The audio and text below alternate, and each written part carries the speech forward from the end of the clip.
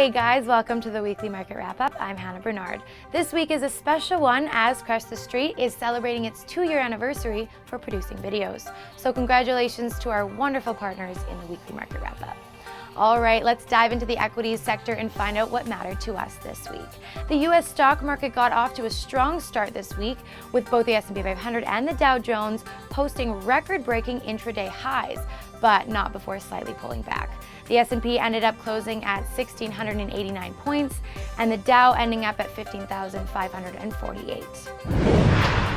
Overall, markets were heavily affected, as always, by remarks made by Fed Chairman Ben Bernanke, who walked a fine line of supportive monetary policies when he drew up an exit strategy for QE. The bond market reacted positively with interest rates coming off 2-year highs, which helped push equities to new record levels.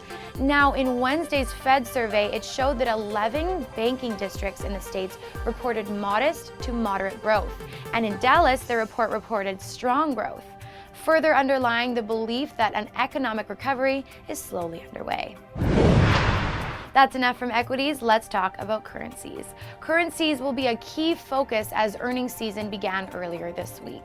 The US dollar index has been pretty quiet in recent trades, currently moving in a tight range around its 50-day moving average. The price action spread for the greenback has been extremely volatile since the end of March, and it would not be surprising for us to soon see some weakness from the dollar.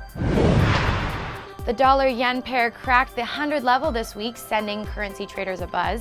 However, for international equities investors, the focus should not be on specific nominal targets for the yen, but rather its stability, which has fueled a quiet recovery in the Nikkei, which yesterday's 193-point move made clear.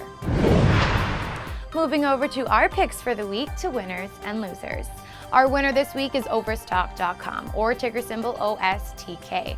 Overstock.com jumped up over 22% against the prior session based on revenue increase of 22%, well above expectations.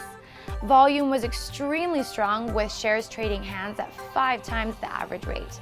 We do urge you to be careful though, as long-term prospects for Overstock may be deceiving.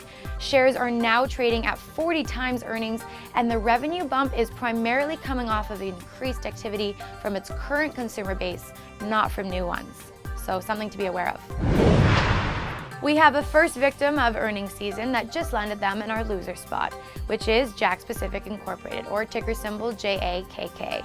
JAKK was hit hard on Thursday, giving up 39% in share valuation based on an extremely poor quarterly report.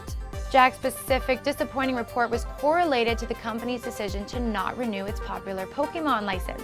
What were they thinking? Everyone loves Pokemon, and instead shift its focus onto other brands. For all you dumpster divers, you may still want to steer clear of JAKKS shares, as the company has announced a restructuring plan in the third quarter. That will involve laying off workers and closing up retail locations, so I wouldn't recommend buying any of this stock. Last but not least, let's talk about precious metals. Last week we reported some good news, but this week we've returned to lackluster performances. Gold just can't catch a break after having such a strong push last week. The yellow metal again disappoints, getting sucked into another tight consolidation range. Not a complete disaster though, as momentum is picking up, which is another clue that the dollar may weaken temporarily. Gold closed at $1,300. Silver joined gold with a disappointing nature, especially as it appeared that it was going to stay above $20, only for the price action to fall down to $19.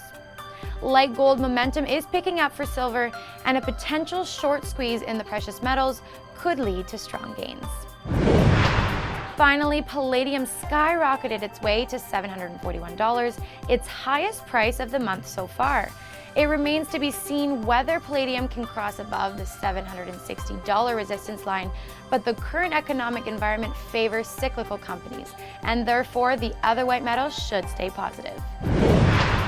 And that wraps it up. Thanks again so much for joining us for another weekly market wrap-up. I hope you all have an amazing weekend, but before you go, find us on Facebook and Twitter and click that subscribe button so you don't miss a thing from us. For VNN, I'm Hannah Bernard.